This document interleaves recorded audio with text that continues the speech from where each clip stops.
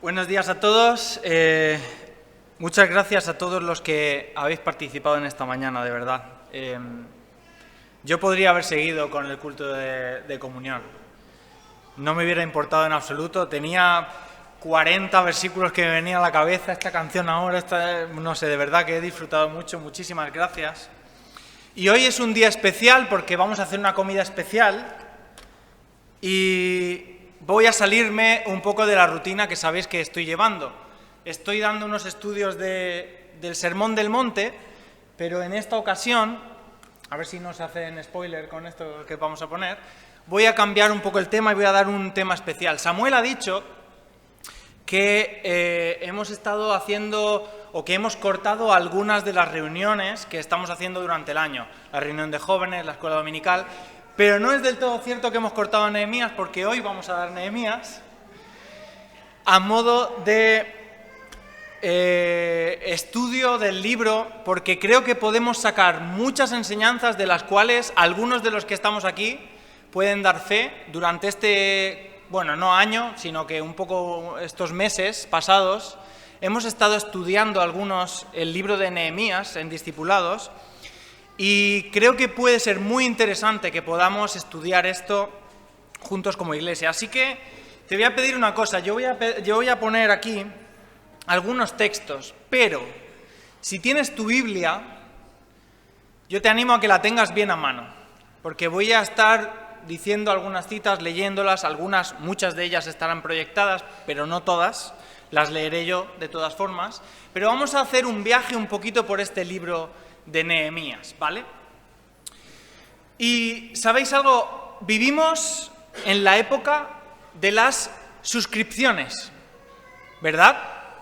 A estas alturas de la película seguro que prácticamente todos los que estamos aquí sabemos lo que son las suscripciones. Bueno, las suscripciones son una forma de pago que tienen algunas aplicaciones o algunos programas para darnos algunos servicios. Por ejemplo, yo puedo utilizar de forma gratuita una aplicación de mi móvil de fotografía o de edición, pero hay muchas cosas de esa aplicación que si yo no pago una suscripción no me dejan usarlas. ¿Qué suscripción es la que probablemente prácticamente todos de aquí tengan? Netflix, puede ser, muchos. Amazon, puede ser, muchos. Disney, porque claro, es que en Disney hay series que no están en Netflix y hay películas que no están en Netflix y a mí me gustan las de Disney, las de Netflix, algunos prefieren otras aplicaciones como, no sé, HBO, hay muchas y cada vez más. Y en nuestras aplicaciones del móvil tú te instalas una aplicación gratuita, pero luego te das cuenta de que para utilizarla no es tan gratuita, que tú tienes que pagar una suscripción. ¿Y sabéis lo que nos suele pasar? Que si no nos damos cuenta, que si no nos llevamos cuidado, porque a veces las suscripciones son baratas, son 3, 4 euros, pero cuando no nos damos cuenta te fijas que al mes estás pagando una fortuna en suscripciones. 15 euros de Netflix por aquí, 30 y pico de Amazon por aquí, Disney Plus, luego esta aplicación del móvil porque la uso mucho, esto lo necesito y al final te das cuenta de que tenemos muchos gastos en suscripciones. Por eso yo creo que ya muchos de nosotros hemos aprendido a analizar bien qué aplicaciones voy a utilizar y qué no, qué cosas utilizo y qué no. Y pensamos antes de coger una suscripción y pensamos, bueno, ¿qué me aporta a mí en mi vida esta aplicación? ¿Me va a ayudar realmente? ¿Va a ser de utilidad? ¿La necesito o no la necesito? Porque si no me va a aportar nada a mí, no voy a pagar, ¿verdad? Y esta reflexión a la que quiero llevaros es aplicable a muchos aspectos de nuestra vida. Porque una persona antes de comprometerse a algo, normalmente dice, bueno, antes de comprometerme, ¿qué me aporta a mí esto? Por ejemplo, una asociación. Oye, hazte socio de esta asociación. ¿Qué me aporta a mí? De una peña, por ejemplo, de amigos, o de un club, de cualquier club social. Y podemos pensar, ¿qué me va a aportar a mí todo esto en mi vida? Y en función a eso, ya veo yo si me comprometo, si invierto mi dinero, mi tiempo en ello o no. Hoy quiero hacer la reflexión, pero un poco al contrario. de esto que estoy hablando. Quiero darle la vuelta a esa mentalidad. Porque sabéis una cosa, hermanos y amigos, no debemos cometer el error de pensar que la Iglesia es igual que un club social, que una asociación o que una peña.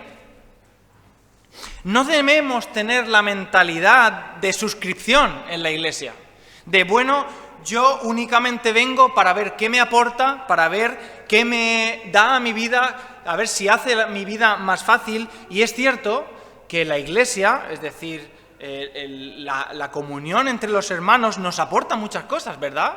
Y podríamos estar diciendo cosas buenas que nos aportan a nuestra vida tener comunión con la Iglesia. Por ejemplo, crecimiento espiritual, esa comunión, unidad. También nos aporta amistades, nos aporta ayuda de muchos tipos y muchas cosas más. Pero la pregunta que hoy quiero haceros a todos vosotros es: ¿y qué aporto yo a la Iglesia? ¿Qué es lo que estoy haciendo yo para que la Iglesia crezca? ¿Cuál es mi granito de arena? ¿Sabéis? En Romanos capítulo 12, versículo 4 y 5, este no está aquí, lo voy a leer, dice: pues así como en un cuerpo tenemos muchos miembros, pero no todos los miembros tienen la misma función, así nosotros, que somos muchos, somos un cuerpo en Cristo e individualmente miembros los unos de los otros. ¿Qué quiere decir esto? ¿Te has dado cuenta? Cada uno de nosotros, del lugar que estás tú ocupando en la Iglesia, cada uno de nosotros tiene una función. Y en un cuerpo no todo el mundo, o en un cuerpo no todos pueden ser manos, no todos pueden ser ojos, no todos pueden ser corazones. Cada uno tiene una función. El ojo se necesita, la mano se necesita, el corazón se necesita. Y si uno de esos, o una de esas partes falla, todo se duele. Si algo se duele o falta, todo lo nota. Así que hoy, que es un día algo especial, porque vamos a comer aquí juntos, quiero que como Iglesia podamos hablar de este tema de forma especial. Y quiero que lances la siguiente pregunta, a ver si funciona. Sí. ¿Sientes tu carga por la obra de Dios? ¿Sientes tu carga por la función que estás empeñando en la Iglesia? ¿Cuál es tu función en la Iglesia? Porque tu función es necesaria para todos nosotros. Necesitamos que cada uno de nosotros cumpla con su función. Durante estos últimos meses hemos estado estudiando Nehemías. Y en Nehemías hay algunas enseñanzas enfocadas a esto que quiero que vayamos desgranando a lo largo de esta mañana, ¿vale? Bien, originalmente el libro de Nehemías se encuentra unido a otro libro. ¿Sabéis cuál es? Esdras. Muy bien. El libro de Esdras y de Nehemías originalmente estaban unidos. Eran el mismo libro. Bien. Y entonces tenemos que entenderlo un poco en conjunto. Y en este libro, o dos libros unidos, se nos van a contar 3 regresos. Y ahora voy a explicar qué significa eso. Bien, en el momento en el cual se escriben los libros de Esdras y Nehemías, el pueblo de Dios, de Israel, estaba volviendo de un cautiverio de 70 años en Babilonia, ¿vale? Hay un rey que se llama Nabucodonosor, que a lo mejor a algunos les suena por la historia de Daniel y todo eso. Nabucodonosor fue el rey que llegó a Jerusalén y ¿qué hizo con Jerusalén? La destruyó por completo. Destruyó los muros, destruyó las puertas, destruyó las casas, destruyó el templo, destruyó todo. Y cogió a los mejores y a los que más le interesaban y se los llevó a Babilonia. Hay que decir que no todo el mundo se fue al exilio, pero la gran mayoría se tuvo que ir al exilio. ¿Durante cuánto tiempo? 70 años. ¿Y por qué 70 años? Porque Dios quiso que fueran 70 años. Jeremías 29:10 dice: pues así dice el Señor, cuando se hayan cumplido en Babilonia 70 años, yo os visitaré y cumpliré mi buena palabra de haceros volver a este lugar. Es decir, tal y como Dios había prometido, tal y como Dios había dicho, así ocurre. ¿Por qué? Porque Dios es soberano, porque Dios controla los tiempos y siempre ocurre lo que Él dice que va a ocurrir. Así que Dios dijo que el pueblo de Israel iba a ser llevado al cautiverio, Dios dijo que iba a ser destruida Jerusalén, Dios dijo que después de 70 años iban a volver y todas esas cosas pasaron tal y como Dios había dicho. Así que en Esdras vemos dos regresos. Los primeros dos regresos tenían el objetivo de reconstruir el templo. Hemos dicho que todo estaba destruido. En Esdras vemos cómo vuelven a reconstruir el templo y ahora en Nehemías, que ya vamos a entrar en materia, vamos a ver cómo este hombre Nehemías tiene un propósito, o tres, depende cómo lo mires. El propósito de reconstruir las murallas, las puertas y restablecer el pueblo de Israel, ¿vale? Así que durante este libro, los que hemos estado estudiándolo, nos hemos dado cuenta que hay muchas enseñanzas importantes, pero hoy quiero destacar 7 cualidades que destacan a una persona o que se destacan en una persona que siente carga por la obra de Dios. Y quiero que tú, en cada uno de estos 7 cualidades, tú puedas reflexionar honestamente y ver si esa cualidad la tenemos, cada uno de nosotros. Nehemías es un claro ejemplo de una persona con carga por servir al Señor. Y, ¿sabéis? La primera cualidad que se destaca es que una persona con carga, que siente carga por la obra del Señor, se implica. Capítulo 1 de Nehemías, no vamos a leer todo el capítulo 1, pero bueno, te invito a que leas el capítulo 1 en tu casa, pero he puesto aquí unos versículos que nos pueden ayudar a saber por dónde voy. Nehemías estaba, voy a leerlo, y me dijeron, el remanente, es decir, los que se habían quedado allí, los que estaban en Jerusalén, los que sobrevivieron a la cautividad allí en la provincia, están en gran aflicción y oprobio. Y la muralla de Jerusalén está derribada y las puertas quemadas. Y cuando oí estas palabras, me senté y lloré. E hice duelo durante días y estuve ayunando y orando delante del Dios del cielo. ¿Sabéis? Es muy interesante saber, antes de ponernos a analizar estas palabras, quién era Nehemías y dónde estaba Nehemías. ¿Sabes una cosa? En el versículo 1 nos dice el texto, por eso te he dicho que tengas tu Biblia delante, el versículo 1 no lo tengo aquí, así que si tienes tu Biblia, puedes mirar, capítulo 1, versículo 1, dice que estando yo en Susa, capital del reino. Y en otras versiones pone estando en el palacio de Susa, capital del reino. Es decir, Nehemías, que además en el versículo 11 al final nos dice qué trabajo tenía, estaba en el palacio de un rey llamado Artajerjes. Y esto es un rey que puedes buscar en los libros de historia, fue uno de los reyes del Imperio Babilónico. Entonces, Nehemías vivía en el palacio del rey. Pero no solo Nehemías vivía en el palacio del rey, sino que Nehemías era el copero del rey. ¿Y qué hacía el copero del rey? Se aseguraba de que al rey no lo mataran, envenenándolo con la comida. Es decir, el copero del rey, como su nombre por así lo indica, era el que probaba primero el vino y la comida antes que el rey. No vaya a ser que estuviera envenenada y se muriera el rey. Así que Nehemías ponía su vida cada vez que comía el rey para que él no muriera. Es decir, Nehemías era una persona de total y plena confianza de Artajerjes. Si Artajerjes no confiara en Nehemías, no sería su copero. Así que Nehemías está en un palacio siendo el copero del rey, es decir, a Nehemías no le podían ir mejor las cosas humanamente hablando. Ahora, Anani dice en el versículo 2, que es un judío, llega allí, así que Nehemías le pregunta, oye, ¿cómo está la situación en Jerusalén?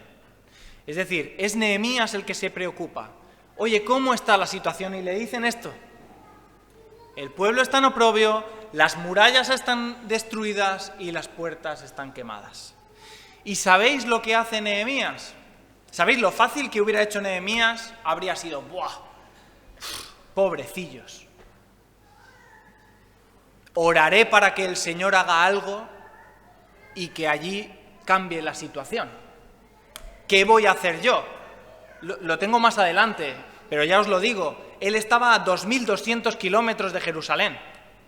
2.200 kilómetros. Sin coches ni aviones. Lo fácil para Nehemías habría sido, oraré para que el Señor cambie la situación. No. Este hombre nos dice que se sienta, llora y está ayunando durante unos días triste. ¿Por qué? Porque Nehemías se implica. Nehemías siente que lo que está sucediendo le afecta a él también, le toca, que es parte suya también. Y a veces tenemos ese problema y es que no nos implicamos con las cosas. Decimos, bueno, pues el problema que lo solucionen otros, el problema que vaya otro a arreglarlo, yo es que ahora mismo no puedo. Nehemías podría haber dicho, es que estoy a 2.200 kilómetros, ¿cómo voy a dejarle al rey sin copero? Que vaya otro, voy a orar para que él os ayude. No, Nehemías se implica. Nehemías escucha esas malas noticias y piensa en actuar ya, porque eso es lo siguiente que hace. No se deja llevar porque está a 2.200 kilómetros, es decir, a unos 20 días a distancia a pie, sino que Nehemías, aunque lo tiene difícil, se pone a orar durante mucho tiempo. Pero pasamos a la siguiente característica de Nehemías, porque Nehemías no se queda aquí, no se queda lamentándose.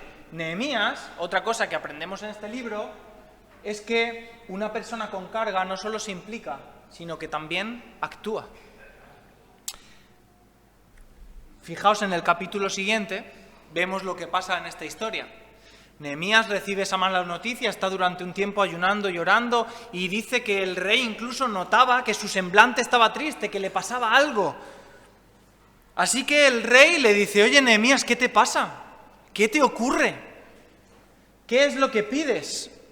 Dice Nehemías, o aquí el texto dice que Nehemías oró al Dios del cielo y respondí, oh rey, si tu siervo ha hallado gracia delante de mí, envíame a Judá, a la ciudad de los sepulcros de mis padres, para que yo reedifique.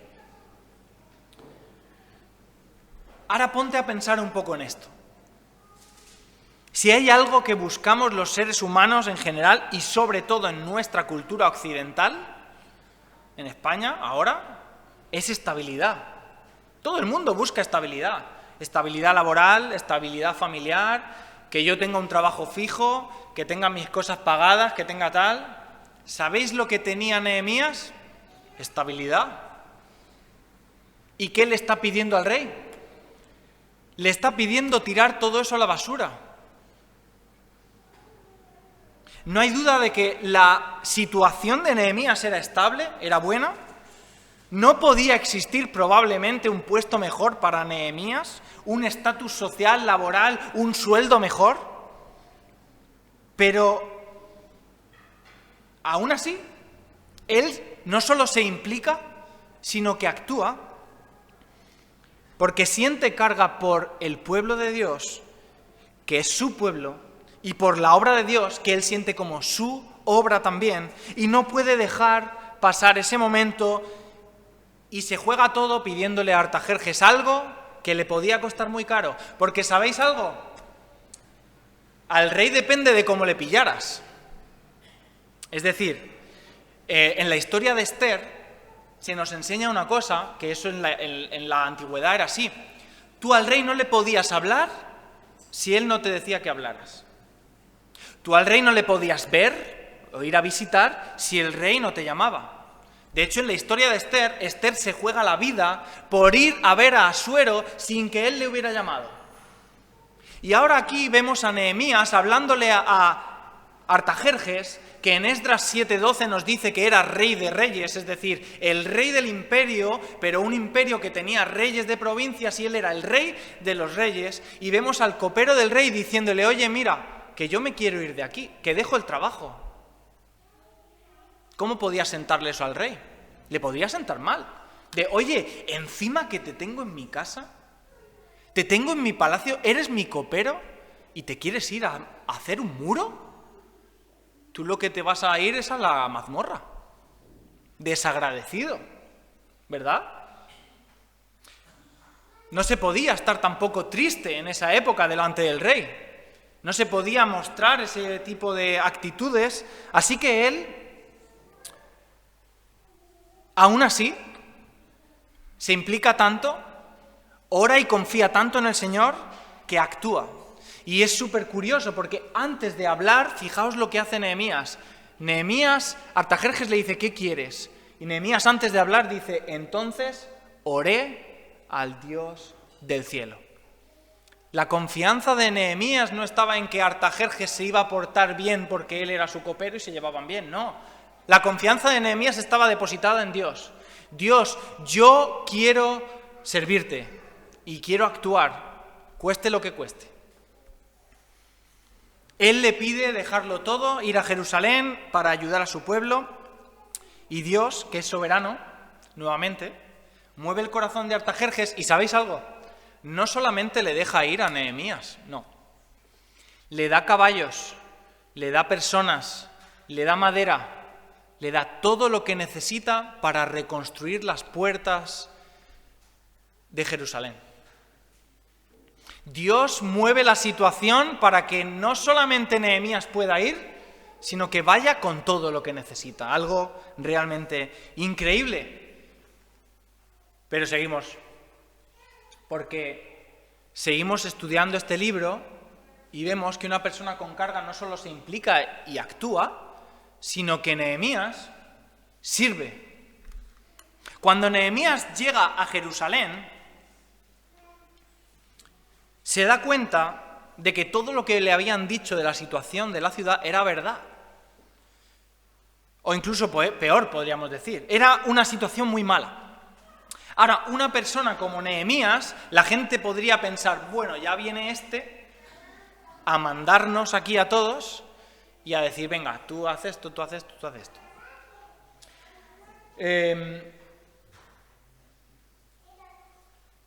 Pero, ¿sabéis? La actitud de Nehemías era diferente. No es este el versículo que estaba pensando. Mira en tu Biblia, capítulo 2, versículo 11. Mira lo que hace Nehemías cuando llega a Jerusalén. Lo voy a leer. 2:11. Llegué pues a Jerusalén y después de estar allí 3 días, me levanté ¿cuándo? De noche. Yo y unos pocos varones conmigo, y no declaré a hombre alguno lo que Dios había puesto en mi corazón que hiciese en Jerusalén, ni había cabalgadura conmigo, excepto la única que yo cabalgaba. Es decir, Nehemías no solamente llega allí para decir, bueno, yo vengo aquí a que vosotros reconstruyáis el muro, a poner orden, como se dice ahora, a poner los puntos sobre las íes, porque no puede ser que el pueblo esté, la muralla esté mal. No, aquí todo el mundo a trabajar. Él dice el texto que se levanta de noche cuando todos están durmiendo y se va a él a mirar qué es lo que necesitan hacer, a planificar qué es lo que se necesita hacer. Es decir, Nehemías es el primero que antes de que nadie sepa dice que no le ha dicho todavía a nadie cuál es el plan y él ya está trabajando en el plan. Nehemías no había venido a mandar, a ir un poco no sé, como jefe, pero desde el mal entendimiento, sino que él está dispuesto a remangarse y a poner su trabajo en el servicio del pueblo, a ponerse a trabajar como todos los demás para reconstruir la muralla. Y eso es lo que hacen. Os animo a que os podáis leer el libro en general, porque es interesante. Y verás que cuando llegas al capítulo 3 de Nehemías, lo que hace este texto es narrarnos cómo se dividió el trabajo, cómo ellos fueron dividiendo el trabajo por familias, por grupos, y vemos que en el capítulo 3 hay 32 versículos donde se ven las familias trabajando y todos y cada uno de ellos tenían un trabajo diferente, pero todos estaban trabajando a una para conseguir lo que luego consiguieran. Pero seguimos porque hay que avanzar y luego hay que comer. Así que, siguiente característica que podemos ver, no solo Nehemías se implica, a una persona con carga se implica, actúa, sirve, sino que además resiste la oposición. Porque sí, siempre que vas a servir al Señor, siempre que vas a intentar hacer que la obra del Señor mejore, va a haber oposición. ¿Y sabéis lo más triste? Que la oposición no era solamente externa. Nehemías tuvo oposición interna también, de sus propios hermanos judíos. Fijaos lo que dice aquí. Aconteció que cuando Sanbalat y Tobías, los árabes, los amonitas, los de Asdod, se enteraron de que estaban o continuaban con la reparación del muro de Jerusalén, que las brechas comenzaban a estar cerradas, se enojaron mucho. Y todos empezaron ¿a qué? A conspirar juntos para venir a luchar contra Israel y acusar y causar disturbio en ella. Entonces, nuevamente, el texto, el libro está lleno de aclaraciones de qué es lo que hacía Nehemías. Entonces, ¿qué? Oramos a nuestro Dios para defendernos, montamos guardia contra ellos de día y de noche. Nada más comenzar esa obra de reconstrucción del muro, de las puertas, empiezan a tener oposición. En esta ocasión, Sanbalat, Tobías y varios comienzan a burlarse al principio, pero una vez que ven que con las burlas no basta y que están avanzando, empiezan también a conspirar contra ellos para intentar boicotearles. Y sabéis, durante el capítulo 4 y 6 encontramos, que tampoco lo vamos a leer entero, encontramos varias ocasiones en las cuales las personas que estaban que los opositores contrarios del liderazgo de Nehemías van en contra de él. Le intentan engañar desde fuera, le intentan engañar desde dentro, le intentan engañar para que él mismo haga algo que no puede hacer. Quieren destruirlo. Sin embargo, en todo momento, Nehemías tiene muy claro cuál es su objetivo. Su objetivo no es contentar a las personas, su objetivo no es hacer que las regiones de alrededor se llevaran bien con ellos. Oye, mira, vamos a frenar y hablar con ellos para que no tengamos problemas. No. Nehemías sigue pensando que lo que Dios quiere que haga es reconstruir el muro, reconstruir las puertas y restablecer el pueblo en Jerusalén. Así que en el capítulo 6, versículo 15, dice así: fue terminado el muro en el mes 25 de Elul, en 52 días. 52 días. Y mirad lo que dice el versículo 16. Después de toda la oposición de intentar machacar, boicotear esta obra, en 52 días la terminan. Esa obra que, recordad, se reían de ellos porque era algo imposible. Cuando ellos empiezan a reconstruir el muro, se ríen. Dicen, ¡ja! ¿Pero dónde van esto? Eso es imposible. Pues 52 días después la terminan. Versículo 16 del capítulo 6. Dice, y cuando lo oyeron todos nuestros enemigos, temieron todas las naciones que estaban alrededor de nosotros y se sintieron humillados y conocieron que por nuestro Dios había sido hecha esta obra. Nehemías confió en Dios. El pueblo confió en Dios. Y Dios los utilizó para hacer una obra que hizo que todos los pueblos de alrededor tuvieran que cerrar la boca. Tuvieran que reconocer que eso que habían hecho o venía de parte de Dios o no había otra explicación. Era imposible que lo hubieran hecho ellos mismos, pero lo hicieron porque él y el pueblo se implicaron, actuaron, sirvieron y resistieron. Y ahora vamos a ver estos tres últimos rápidamente, porque son muy aplicables a nosotros también. Y es una lección que también vemos en el libro, porque una vez que terminan el muro, nosotros podríamos pensar, vale, ya han terminado el muro, pues ahora ¿qué toca? Yo, ¿no? Es decir, yo ya he servido para el Señor, pues ahora mi casa. Mi casa estaba también mal, ¿no? De hecho, en el libro de Ageo es el tema, ¿no? Van a reconstruir el templo anteriormente, cuando todavía no estaba reconstruido en el tiempo del libro de Esdras. ¿Y qué hacen? Se hacen su casa primero. Y llega un momento en que dicen, el templo está abandonado, mi casa artesonada, dice el texto. Mi casa perfecta. La casa de Dios, que vaya otro. Yo no puedo, es que estoy muy liado. Yo es que tengo, ¿sabes el lío que tengo en mi casa? Yo en mi casa tengo un lío, entonces yo a la iglesia no puedo ir a limpiar, porque tengo que primero lo mío, y luego ya veremos. Y ese veremos nunca es servir en la iglesia. Pero bueno, eso es otro tema de Ageo, podemos hablarlo otro día. Pero fijaos ellos qué ejemplo para nosotros, porque eran personas con carga y lo que hacen es buscar a Dios.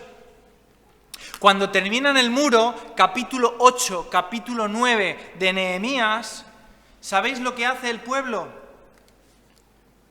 Sí, versículo 1 y 3 dice, se reunió todo el pueblo como un solo hombre.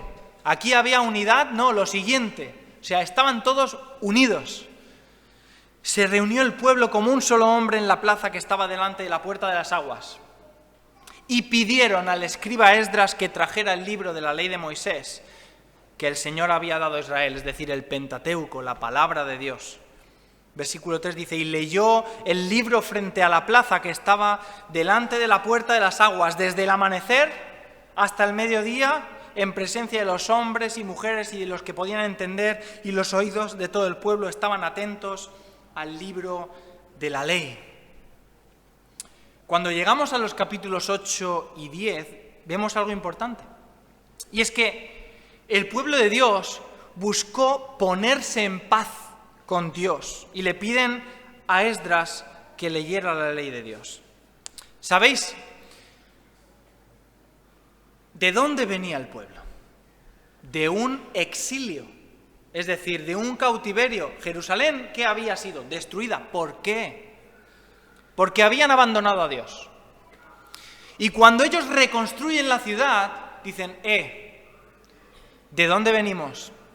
De un exilio, porque hemos abandonado a Dios. ¿Qué tenemos que hacer? Ponernos en paz con Dios, arrepentirnos de lo que hemos hecho, pedirle perdón a Dios. Así que ¿sabéis durante cuánto tiempo estuvo Esdras leyendo? Y tranquilo y no te preocupes que no voy a hacerlo yo. 8 días. 8 días leyendo la ley de la mañana al atardecer. Y aquí nos quejamos porque es media hora. Menudo cansancio, ¿no? 8 días. Imagínate que estoy yo aquí hasta las 10, no sé a qué hora anochece, a las 9:30 anochece. Imagínate. Y sabéis, quiero que entiendas una cosa. No lo malinterpretes. Aquí la enseñanza no es que ellos estuvieron mucho tiempo y que nosotros tenemos que estar mucho tiempo también. No es que la predicación es que tiene que ser de 2 horas. No. Ellos sentían la necesidad de buscar a Dios. ¿Quién le pide a Esdras que lea? Se unió todo el pueblo con un solo hombre en la plaza que estaba delante de la puerta de las aguas y pidieron al escriba que leyera. El pueblo sentía la necesidad de que le leyera. No era que Esdras dijo, oye, venid todos aquí, que el culto es a las 11, venid aquí, que voy a daros el sermón. No, ellos tenían esa necesidad. Ellos sentían esa necesidad. Y quiero que entiendas una cosa. En esa época no había otra forma de acercarse a la palabra de Dios que no fuera esta, que pedirle a un escriba que leyera, tradujera, porque no era su idioma, explicara, y entonces de esa forma ellos pudieran entenderlo. Eso es lo que hicieron. Leyeron, tradujeron explicaron y entonces ellos entendieron. Nosotros tenemos mucho más fácil que ellos ir a la palabra de Dios. ¿Sabéis? Ya no solamente es que cada uno de nosotros tenemos una Biblia en casa, es que puedes encender tu Biblia en cualquier momento, encender tu Biblia. La Biblia la tienes gratis en cualquier momento.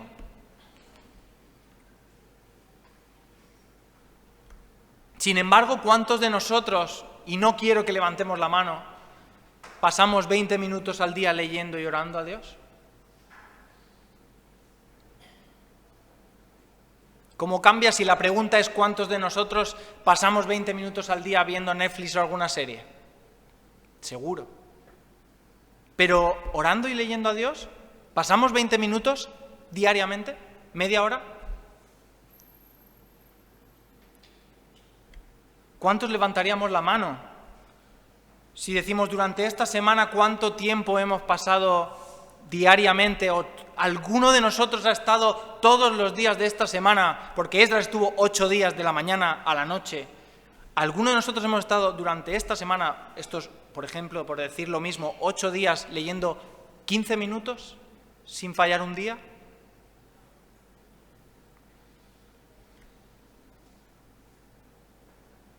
El pueblo se juntó como un solo hombre porque sentían la necesidad de buscar a Dios.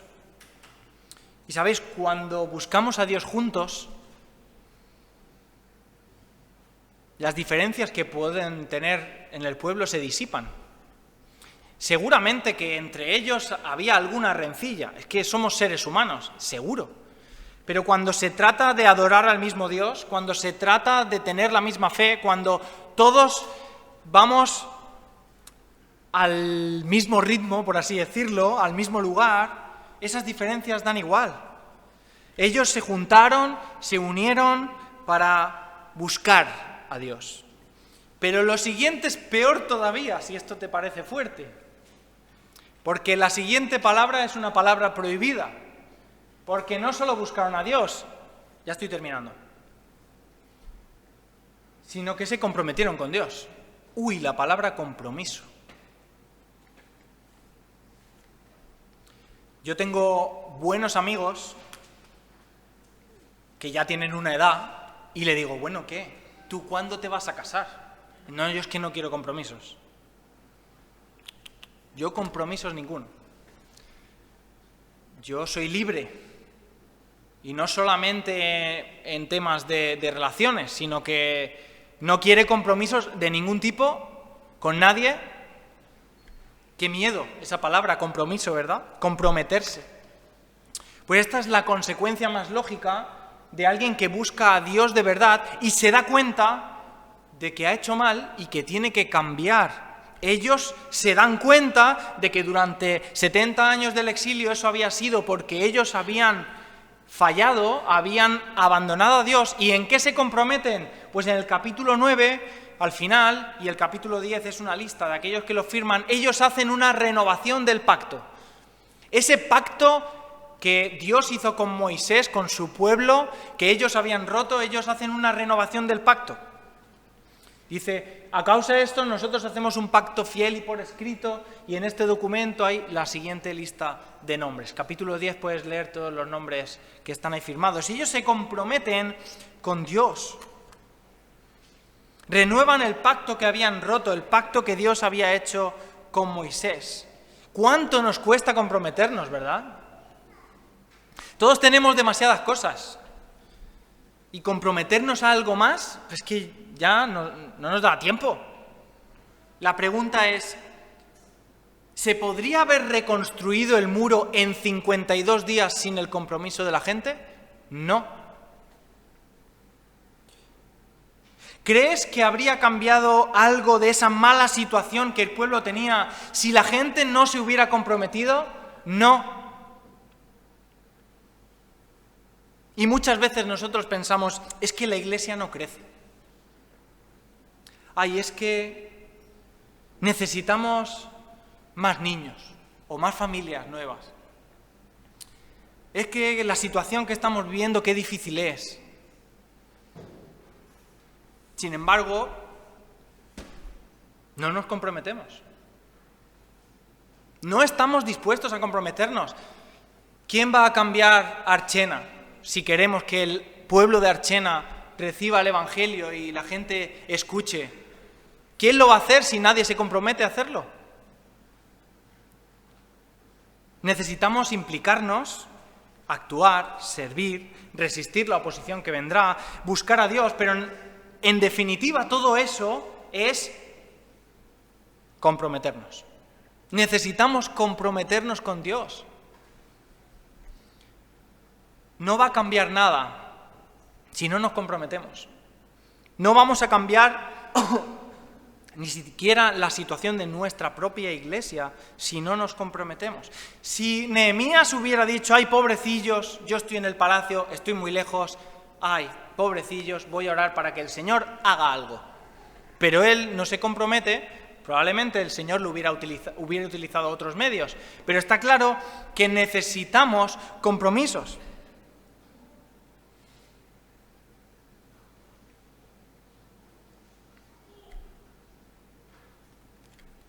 Y ya el último es capítulo 12, que una persona con carga reconoce que después de todo lo que se consigue viene de Dios. Una vez que todo acaba, ves el capítulo 12, una vez que después de 52 días se obra ese milagro de que se reconstruye la muralla y todas las puertas, sucede algo bonito. ¿Sabéis? Dios no necesita al ser humano para llevar a cabo su voluntad, pero Él utiliza a personas que están dispuestas a servirle y a comprometerse para hacerlo. Yo estoy muy convencido de que hubo muchas personas aquí que no estuvieron dispuestos a comprometerse. No creo que todo el mundo se comprometiera. ¿Sabéis lo que pasa? Durante los estudios de Nehemías lo hemos estado viendo. En el capítulo 3, capítulo 7, capítulo 10, capítulo 11 y en el capítulo 12 hay listas de nombres. Si tienes dudas de ponerle un nombre a tu hijo, ahí hay muchos nombres que no están muy oídos, ¿vale? Listas de nombres. ¿Sabéis quiénes son en esas listas de nombres? La lista de las personas que se comprometieron. ¿Sabéis lo que no sabemos? Los nombres de los que no se comprometieron. Porque Dios no ha querido que estén. Dios ha querido que estén los nombres de los que se comprometieron, de los que se implicaron, de los que actuaron, de los que dejaron su día a día para poder servir en el muro, de los que se quedaron en su casa. No sabemos sus nombres. De aquellos que se reían tanto, no sabemos sus nombres, excepto de algunos cabecillas.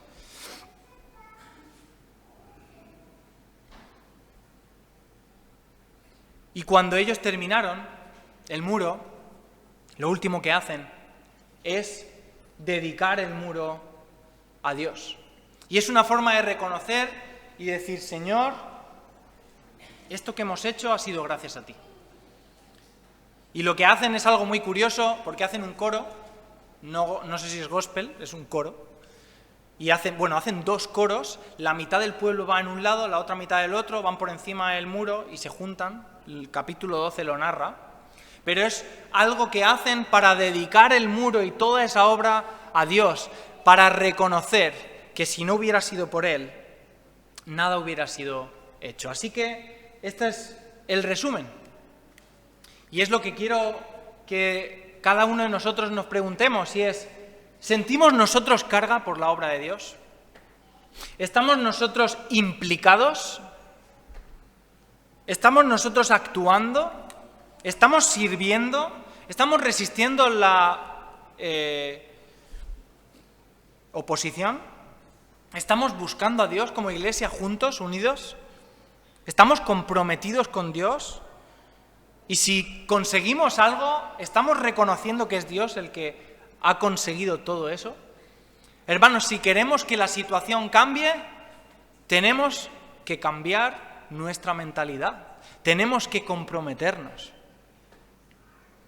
Tenemos que saber que es Dios el que puede hacer las cosas, pero que Dios utilizará personas dispuestas a dar su tiempo, a dar de su trabajo, a dar de su esfuerzo por su obra. Y su obra, una vez que acabe y que se termine, será para que el pueblo, que la gente diga, eso que han conseguido es maravilloso, es increíble, eso tiene que venir de Dios.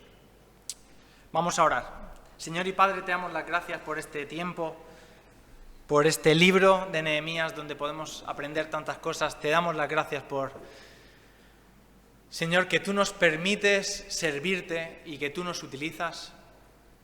Te pedimos, Señor, una bendición para aquellas personas, Señor, que están en este lugar y que se quieren implicar, quieren actuar, Señor, para servirte. Señor, te damos las gracias por el privilegio que tenemos de poder estar codo con codo trabajando juntos, Señor, porque es algo maravilloso.